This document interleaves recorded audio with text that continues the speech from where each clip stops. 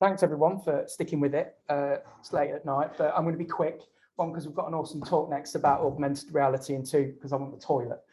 So I'm Mario, if you know me. If you don't know me, I'm still Mario. And what I want to do is just tell you a story. I'm not an expert in what I'm going to talk about, although many would say I'm not anyway.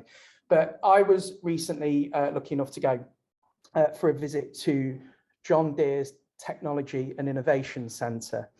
And this recent visit to Diggerland that I had, that's me driving my daughter in a digger. And typical man, as I got round, I said to the guy, "Where do you want it, mate?" Like I'd done it 100 times before. But what was funny is it reminded me of this opportunity just before I started at BJSS. We got invited to this Technology and Innovation Centre at John Deere. Now, as far as I was concerned, all John Deere did was make tractors. Oh, the chat window's off, hiding some of that, but that's fine. So I thought, John Deere, they make tractors, not particularly exciting. And we were doing some digital marketing for them and we got invited there and I thought, oh, okay, well, it's a day out. And actually, it was a bit like walking into SpaceX. John Deere do some of the most fascinating sort of innovation in technology. And what I want to do through this very short talk is just talk through some of the things that I saw and I found really interesting. So we're going to briefly talk about kind of the little I know about farming, but actually how John Deere and companies like John Deere really innovate when it comes to AI and data and machine learning and IoT in particular. And then why this age-old kind of company is more high-tech than you might think. So we've got a problem on the planet and it's overpopulation, and it's one of the key issues over the next 50 years. The planet's a fixed size, but the amount of people inhabiting it are growing. The farmland, and we don't often think about what happens between the farm to the food on our plate, even if we just eat chicken nuggets. There's actually a huge amount of work that goes into that. And the amount of farmland is not only finite, it stays the same, it's actually being reduced. What you won't ever see is you won't ever see farmland being built over houses, but what you often see is houses being built over farmland. So companies like John Deere are innovating how farmers use and get the most efficiency from all the fields and all their farms to making sure that they get the maximum yield of anything that they do, whether that's eggs, whether that's livestock, whether that's crops. So they took us around the factory and we had a really good opportunity to just see some of the cool stuff that they did. So I'm going to share that with you.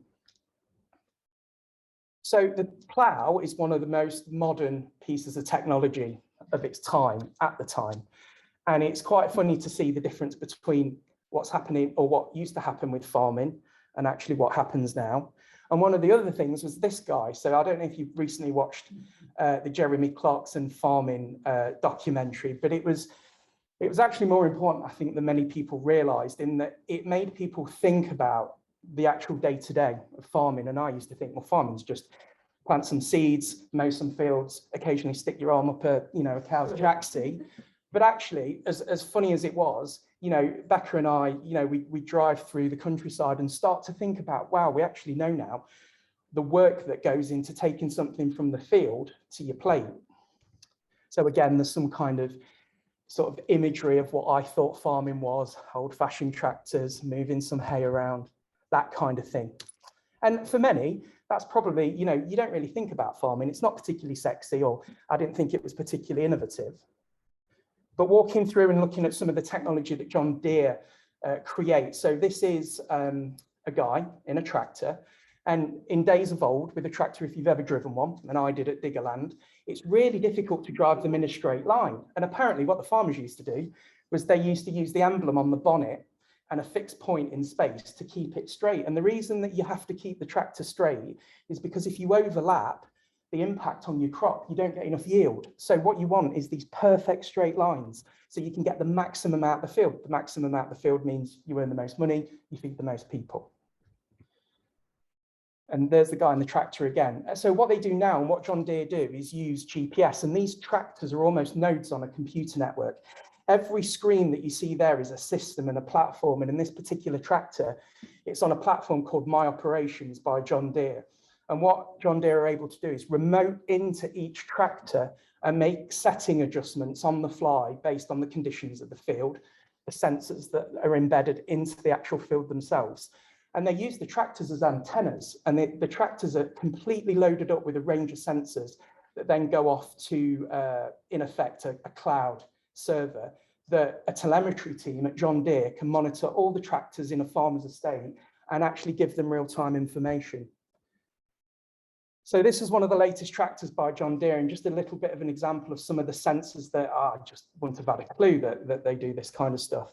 So think about now that each tractor is more a node on a computer network with an IP address rather than just a piece of agricultural machinery. And these are some of the sensors that they've got.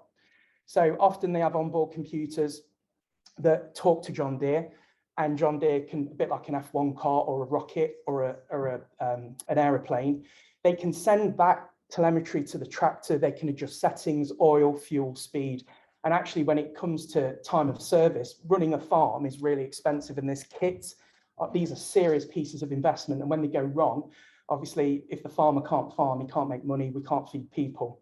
So what John Deere have done, have provided this ecosystem of service, and there are actually people sitting in almost a data center, a customer service desk, monitoring the health of tractors. And this is something that farmers can subscribe to, and it's called My Operations.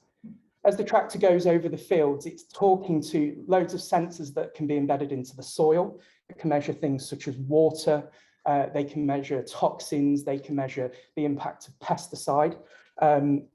Each sensor has connectivity to one another, so they can take that data and they can apply machine learning and AI over seasons and seasons from any farm in the UK, well, actually the world.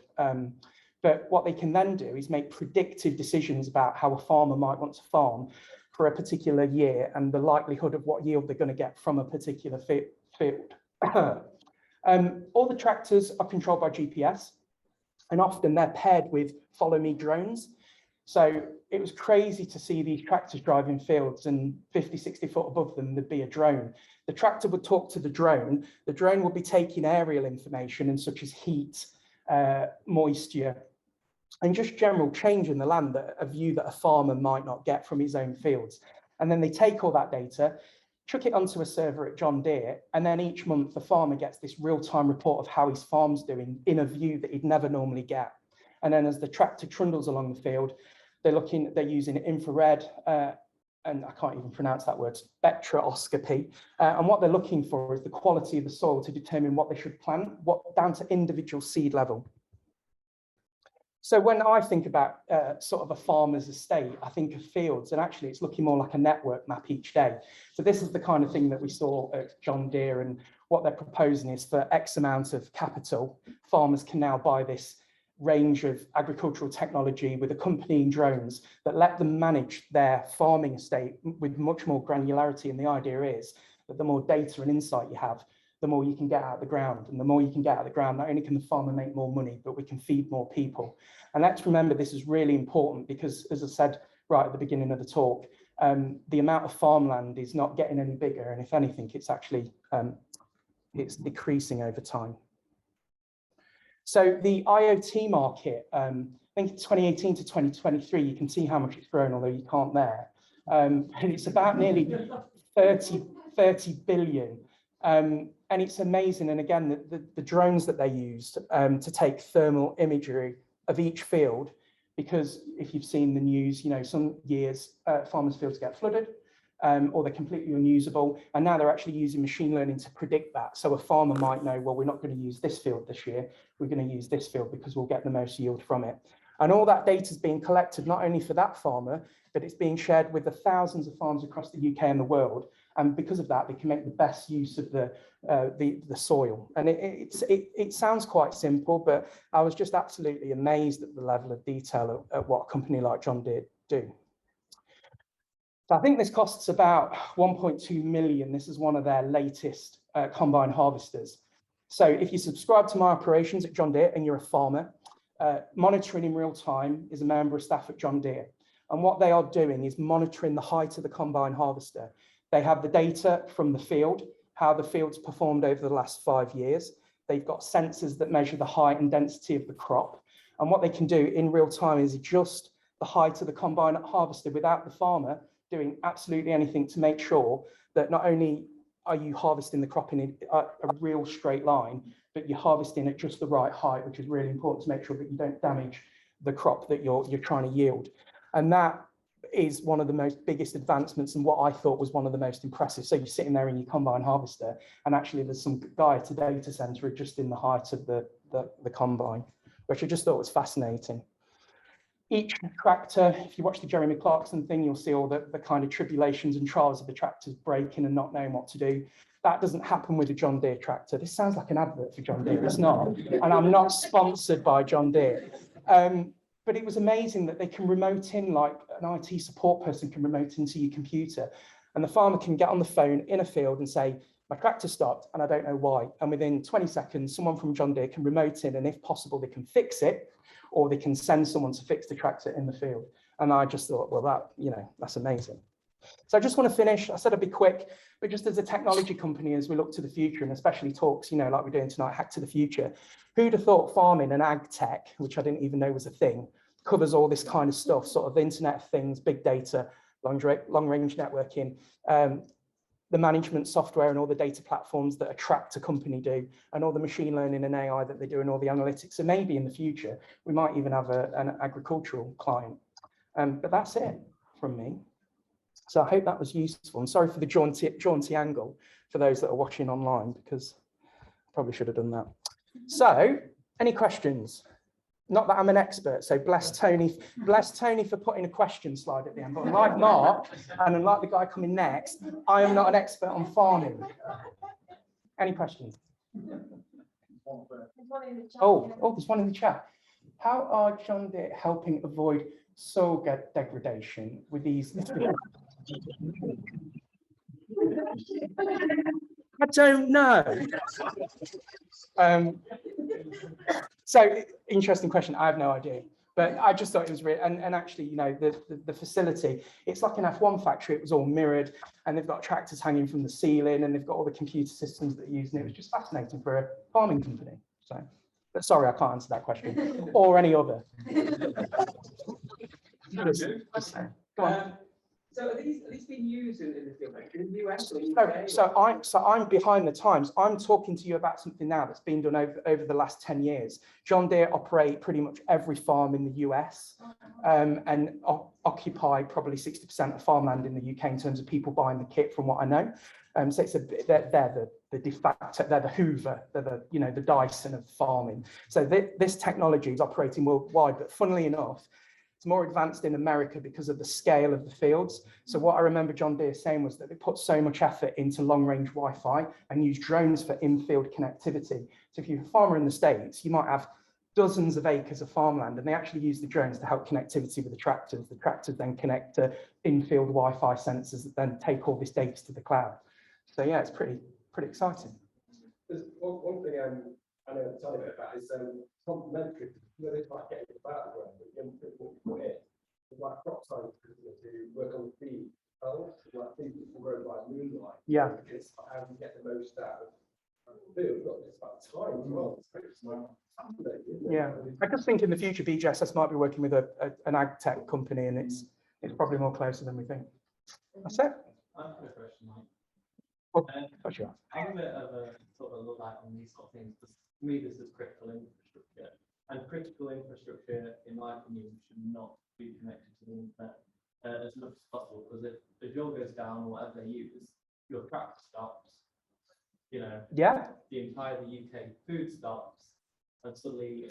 I'm sure John Deere figured it out, but it's a good question. And it's a very real thing, right? Yeah. In Ukraine, they can they switched off the electric grid multiple times for like the big cities, and I think this is like a question we need to ask ourselves. Okay, well, we might get 10% more yield, but we're not set up for a lot. Oh yeah, and you can switch to manual. Yeah. Incidentally, the only tech thing I picked, they use Microsoft Azure. Yeah. So it's a Microsoft Azure platform that they use. Yeah, you see like a lot of discussions about these tractors on the internet where if the GPS doesn't work, the tractor won't move. Yeah. And then you have to wait for like a tractor person. I think that's the risk with any. Budget I think that's a risk with any technology. It's the rate of innovation versus the return on investment, and it's a constant balancing act. And I think it's an interesting conversation that I know nothing about. Yeah, bit of testing. Marion, Go on. while you were there, did John Deere talk about how far away they were from having a fully automated tractor? Yes, he did. That was a big thing. The guy that talked about that arrived in a helicopter on the roof, which I thought was quite funny because it was a bit Tony Stark moment as he comes in and does this keynote. But yeah, they did, and they've done some predictions about, and to go to your point, Niall, about fully autonomous farming, which they don't think is fully possible. But the aim is to take, other than support personnel, they had some vision of taking just the farmers out of the field and just having support personnel for the agricultural equipment. But they reckon that that's not too far away. I think it was like 10 years at the time, so they might even be trialing it now. But it's probably more feasible on smaller farms. But again, anything that you put technology into becomes a risk of, a problem later down the line. Robotic cornflakes, that's what you're going to have in the future. Your cornflakes harvested by robots. Yeah, sure. Right, I'm going to go.